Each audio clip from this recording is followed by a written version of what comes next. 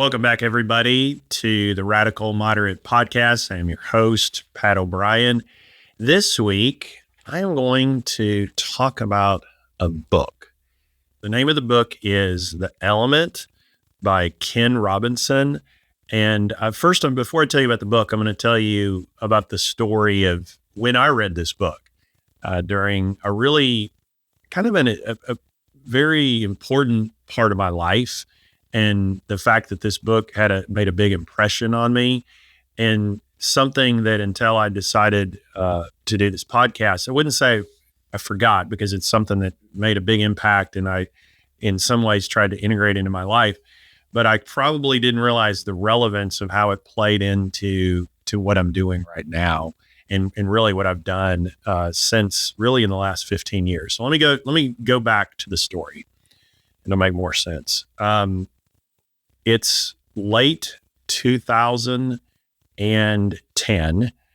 I had just lost a statewide election for Secretary of State, and I was a lame duck in the job that I was in, and I didn't know what I was going to do next. As I look back on it, I'd done a couple of things in terms of practicing law, in terms of running a family business as a McDonald's franchisee, with a couple small stints in between. But for roughly 20 years, the thing that I was trying to accomplish was to make an impact in public policy. And I eventually did that after school board. I did that as the Pulaski County Circuit County Clerk.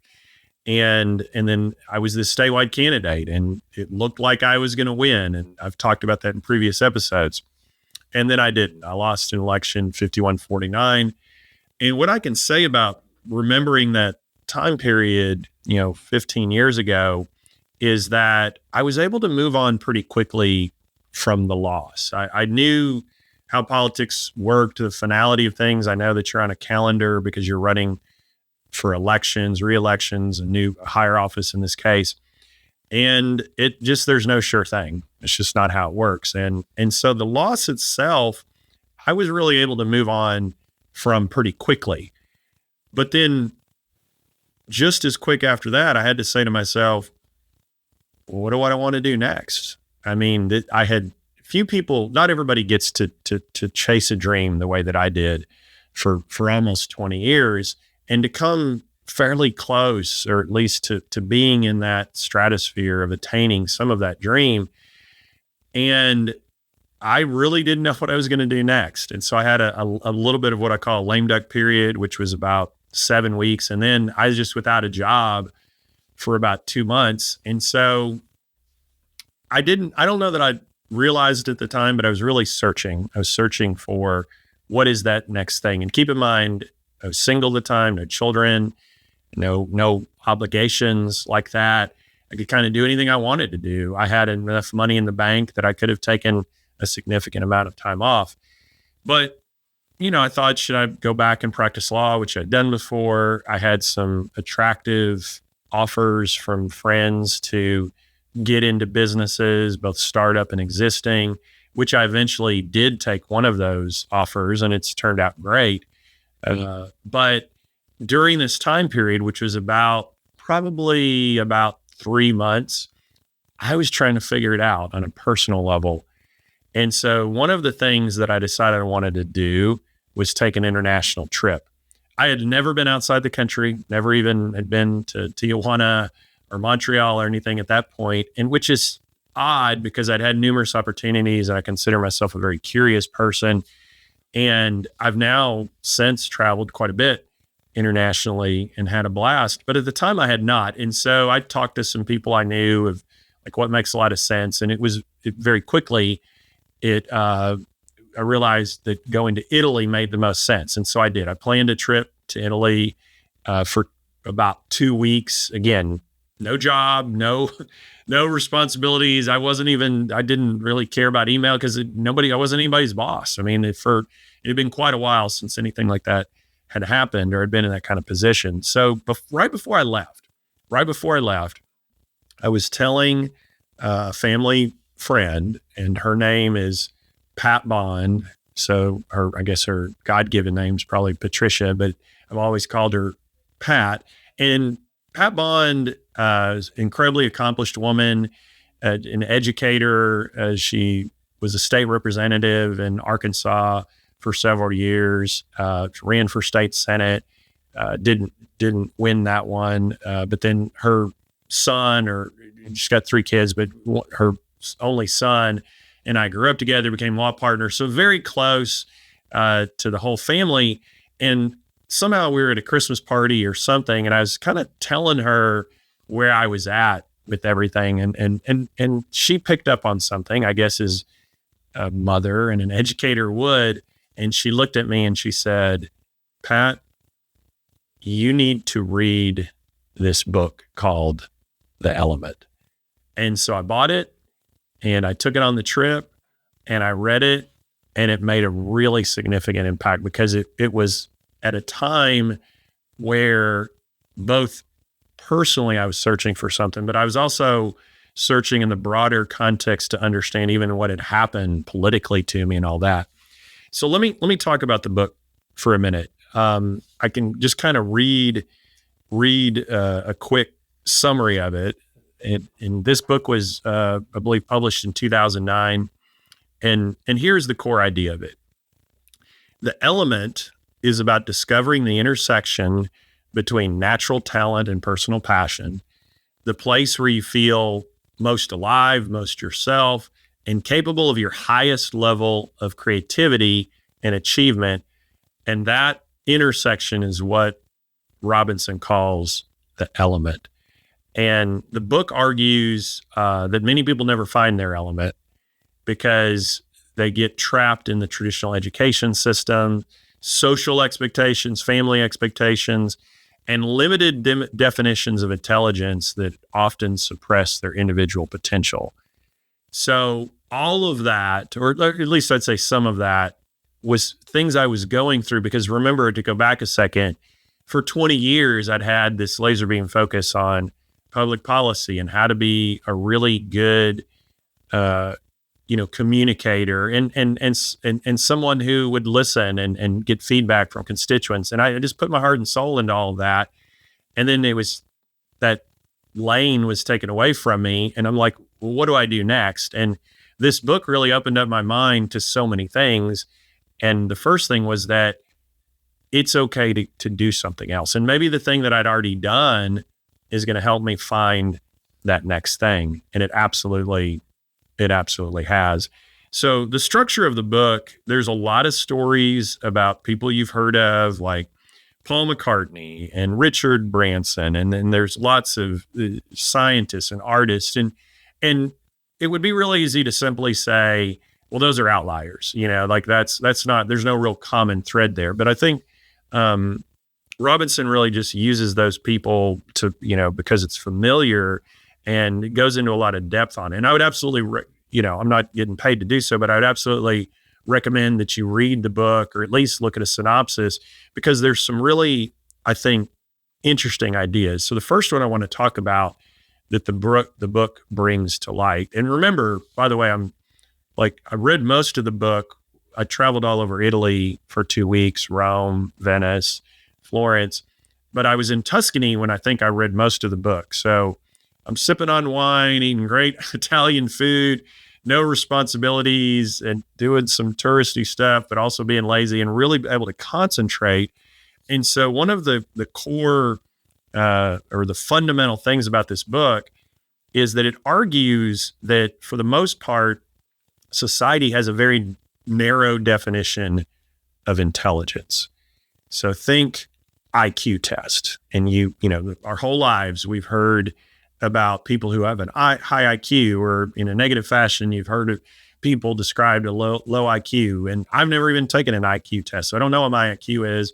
I'm just guessing I'm somewhere in the middle. I hope, or at least I used to hope I'd be between the middle and the high end. But this book really opened my eyes to the idea that, hey, that is one of maybe a dozen, maybe 20, maybe 30 types of intelligence.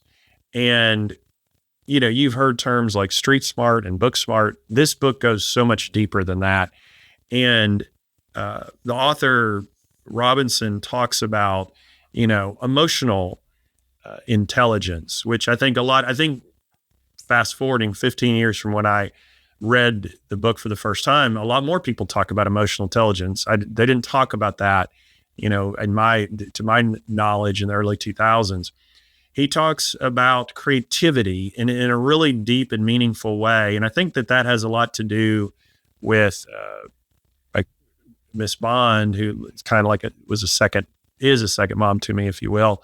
But she was a big proponent of infusing art into school, like especially at the early grades. That was one of the big things that she really championed. And so that creativity aspect of intelligence and growth of your brain, but analytical intelligence and physical intelligence, like just in a way that, your equilibrium with your body, like you've got your various senses, but then you have even more senses than that. And some of those rise to a level of intelligence. And I mean, autism, and especially if somebody's a savant, is clearly a type of intelligence, but that person isn't going to do well at an IQ test. So when I read this book, it really opened my brain to say, we may not even know how many kinds of intelligence are. And so for 15 years now, I've been very quick when people talk about, oh, that person's not that smart, to push back and say, about what though? Like maybe they can do something that you can't do, or maybe they speak 2 languages and I only speak 1. And you just don't realize that in their own language, they flourish, et cetera, et cetera. So I've learned to push back on the concept of this narrow definition of intelligence. And it's really because of this book. And I appreciate the element for that. The role of creativity, the author Robinson really goes into a lot of depth on this and talks about creativity might even be more important than literacy. So think about that for a second. Being literate and just the ability to read and articulate the words on a piece of paper, clearly important.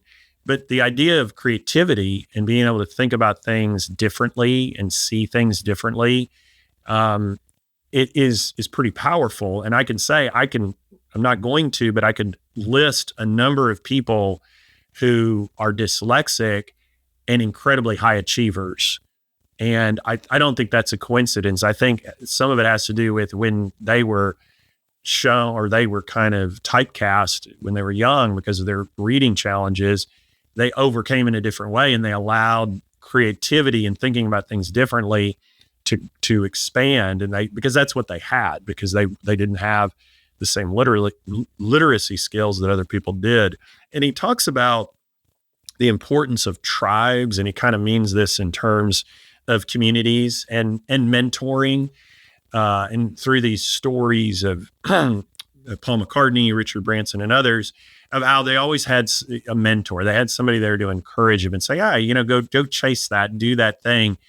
And I think, unfortunately, I've had the occasion to meet a whole lot of people who in their life have been told that they can't do something. And whether they've been told that they're dumb or whether they've been told that their dream is too much, they've been told that they should limit their expectations. And I'm usually the person in their life when I come into contact with them who says, look, you can do anything you set your mind to. So just forget about that noise. Now, clearly you got to do the right things. I mean, you've got to show up on time. You've got to be responsible. You got to get people to trust you. All of those things, that's a given. But it infuriates me in any setting. But, I remember I was on the school board for 4 years. It infuriates me when anyone looks at someone else they're an authority position and looks at someone else and is like, you can't do that. Those low expectations, that just burns my ass. And I won't tolerate it. I just won't tolerate it. I get pretty fired up about those sort of things. So the book talks about how you need a community that's supportive of your growth and creativity. It celebrates the uniqueness of you. Now, keep in mind, I'm a capitalist. So one of the things I like to say is all of us are artists, but not all of us get paid for our work. Creativity, though, is something that is a skill, and it's brain power and expanding, your ability to think about things. It's all very important and should eventually lead to your ability to make money and provide for yourself and your family. So the first big takeaway from the book was that most people have a narrow view of intelligence, and there's at least a dozen, but maybe 20, 30. I think one of the places in the book, he says there might be 100. He doesn't know for sure types of intelligence. That kind of blew my mind, to be very frank about it. Second, he talks about the role of creativity and how we need to nurture that. And then the third, and I'm kind of drawing this out as a takeaway that I had, he talks about, kind of breaking out of limiting beliefs. I kind of boiled that down to insecurity, the fear of failure. Just think about it. Like, a lot of people are defined by the expectations their family have for them, and it can go either way. I've seen situations where people grew up in a family that didn't have much economically, maybe didn't have many opportunities in life, didn't travel much, that sort of thing. And so some of the expectation was like, well, everybody in my family is going to be in the same boat. So limiting in that sense. But then I've also seen the reverse, where people grew up in tremendous economic circumstances with opportunities in front of them, but then and typically it's the child of a successful parent, feel like they didn't do enough. Like they disappointed their parents, when typically that's the opposite view of the parent. The parent just wants them to chase their dreams. So expectations are really important. And I think I was very lucky with the type of expectations that were set for me in life, which was more just love and support from my parents, and then nurturing my curiosity. God, I used to bug the hell out of my dad with questions, and my mom too. But I think my dad enjoyed it a little better. So insecurity, though, I think is one of the biggest barriers. And I see it all the time in business and in personal relationships that I've seen. Like, somebody gets insecure, and instead of thinking about the logical way forward and like, hey, there's success, there's goals that I can reach. Instead of thinking about that, they become insecure. And I've seen it be so destructive that, I mean, I could talk about it for hours. But that's a third, like, big takeaway that I took from the book, is that you got to fight insecurity, and everybody's has them. I've had my own insecurities in life, and it's kind of breaking news, because most of my friends would tell you that I got a pretty big ego and I'm very confident, and that's true in a lot of regards. Although I've been humbled a lot in life, but there have been times that I've been insecure about things, particularly on a personal level, trying to, meet women in my early 20s and that sort of thing, and all the insecurities that come along with that. But for some people, it's debilitating. And I think that it has a lot to do with the way that we view intelligence and the lack of encouragement we have for some of these other things that Ken Robinson talks about in the book. So the fourth thing that I'll bring up is, and I think he's just 100% right on this, is that he argues that schools are structured for industrial age efficiency and not for unlocking individual talent. And I think he just nailed it there. And I did a whole podcast on what I believe is the lack of education, innovation in public education, probably private education too, for that matter. But I was a product of public education. And so this idea that everything's got to be a standardized test and one size fit all curriculums, and this even the rigid subject matter and hierarchies, I don't think are great. Now, I've always been a person who thought, science and math, and we need hard skills.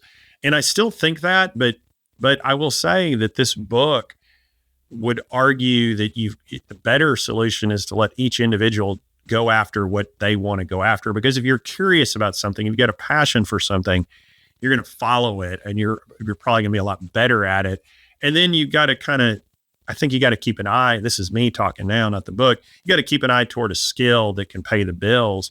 Because, we don't need, if you can write poetry, that's fantastic.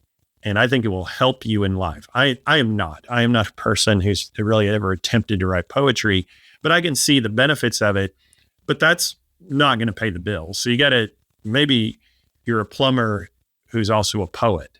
Like, how beautiful does that sound? And that's That's a radical moderate view right there, because it's counterintuitive, because not many people know anyone who's a plumber, who's a poet, but you don't know what's going on after they fix your sink. Like, you don't, you like, do you really get in a deep conversation with your plumber about life? You probably don't. I don't.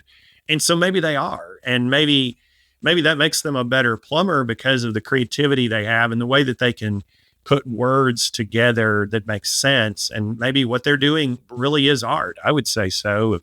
And it's definitely a hard skill. So those are the types of things that I took away from the book. And I think our industrial age efficiency, I think that is not good in the education system. And we need something different and better. Now, I don't know that I have all those solutions right now. I'm really kind of reflecting on this book I read, and I reread it recently, but that this book that I read for the first time 15 years ago, one thing that hit me in a big way was that age doesn't matter. And so when I read this book, I was, I believe, 41 years old. And as I stated earlier, I was, trying to do the next thing. I'd come out of this mindset of being in politics and public policy, and I was trying to find my next thing, which I did. And the book, I think, really encouraged me to say, look, you can reinvent yourself. I think the core of who I am, and if you talk to I've got lifelong friends. I mean, it's my biggest asset is I've got lifelong friends. But if you were to talk to them, I think they'd say that I'm consistent in like my ethics and integrity and a lot of my mannerisms. But I hope they would say that I'm a person who's willing to take some chances, reinvent myself. I'd say what I'm doing with this podcast is an example of that. Discovering new passions. I haven't talked about this yet. I don't believe in any episodes, but I was a part of a project to make a documentary about the Rendezvous restaurant in Memphis. The documentary is called The View. I'm one of the executive producers of it. This kind of happened during COVID, and I'm sure I'll do an episode about that experience because it was very cool.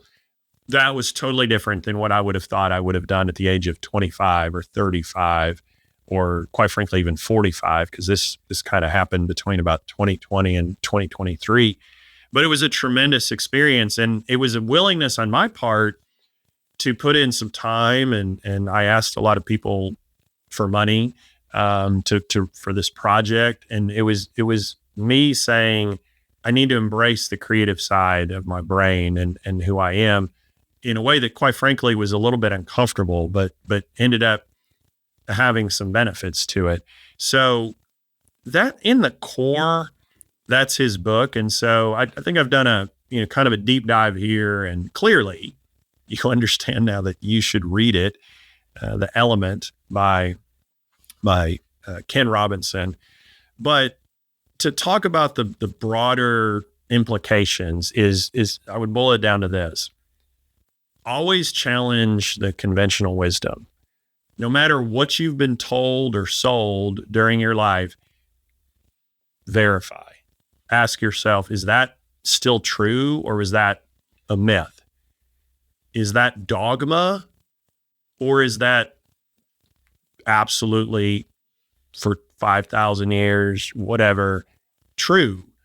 Because I think that's just my nature with my curiosity. I'm always kind of just tweaking and pushing a little bit and asking that next question. I have what's called working assumptions. I mean, I've done something many, many times. And so I enter a new situation with a working assumption saying, this is probably what needs to be done. But what I found is, like I've been a part of building 3 Sonics as just one example. I thought after the first one, I never built a doghouse before I did that. But after building the first one, being part of that team and working with the general contractor, the architects and all that, I thought, well, the number 2 will be so much easier. And in some ways it was, but in some ways it was like a different experience. And then did the third one. I'm like, surely after 2 of these, I got the cookie cutter, I got the Google Doc, they handle everything. It's going to be a breeze, but yet there were some different challenges and timelines that weren't involved with the first 2 projects. And it forced me to be able to read architectural plans. It forced me to be able to have conversations with a civil engineer and things that I just didn't want to be a part of. But were good experience and stretched my brain quite a bit. And I'm the better for it, I hope. And hopefully I did a decent enough job with my participation in all of that. And so I can definitely look back over the last 15 years and say there were some big takeaways from this book. And I hope that others will too, whether you read it or not. If you're just like, the only thing you're going to know about the book and the idea is this podcast, what I would say is just know that whatever you've been told during your life, and I don't care if you're, like me, you had 7 years of higher education, or there's people out there, maybe I got a PhD listening to this. I would just challenge you to say, is there anything about my education or experience that could be wrong? I mean, am I willing to go back and question some of the things that I was taught and have always taken as the absolute truth? I can tell you when it comes to politics, I have a radically different perspective about politics than I did when I was in the thick of it. When I was in the thick of it, it was all about my team and what I could do with my team to help me get my goals. And I did believe in the policy, and I thought I had some interesting ideas.